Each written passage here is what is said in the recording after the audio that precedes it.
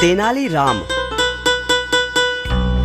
बहुत वर्ष हुए, विजयनगर में एक राजा राज करता था।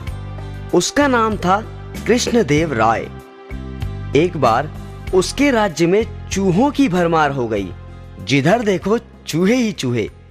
राजा ने हुक्म सुनाया, हर घर में एक बिल्ली अनिवार्य रूप से पाली जाए। प्रत्येक घर में एक एक गाय प्रदान की जाए ताकि बिल्ली को दूध पर्याप्त मात्रा में मिल सके। तेनालीराम नाम का एक वजीर इस आज्ञा से नाखुश था। उसके अनुसार यह सारा प्रयोजन ही मूर्खतापूर्ण था। उसने एक तरकीब सोची। पहले ही दिन उसने अपनी बिल्ली के आगे खौलते हुए दूध का एक कटोरा उसके पीने के लिए रख दिया। बिल्ली ने जैसे ही उसमें मुंह डाला, उसका मुंह जल गया। उसकी आंखें बाहर निकलने को हो रही थी। वह झट से दौड़ गई। राजा को सभी और पूरी तरह बलिष्ठ बिल्लियां नजर आने लगी। वह अपनी आज्ञा से बहुत प्रसन्न था। वह घर घर जाकर खुद देखता था कि सब ठीक ठाक है या नहीं। आखिर वह तेनालीराम के घर पहुंचा। राजा को तेनालीराम के यहाँ बिल्कुल कमजोर हड्डियों का ढांचा बनी बिल्ली देखकर गहरा झटका लगा।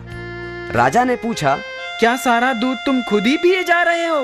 महाराज, अगर आप जान बख्शें तो सब कुछ सच सच आपसे कह दूं।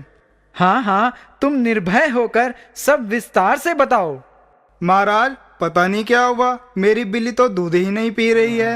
यह कैसे हो सकता है? आप स्वयं ही देख ले महाराज।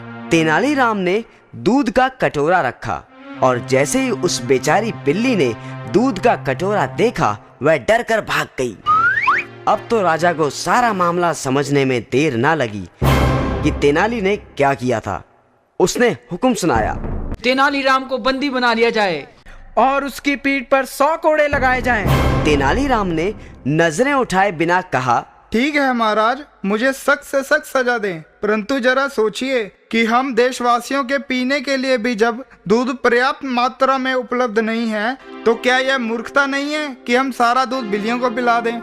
राजा को बात समझ में आ गई। उसने तेनालीराम को माफ कर दिया और अपने देशवासियों को वह गाय उनके परिवार को दूध पीने के लिए ही रखने के लिए कह दिया।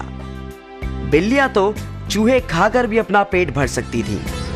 मानव की सेवा सर्वोत्तम है।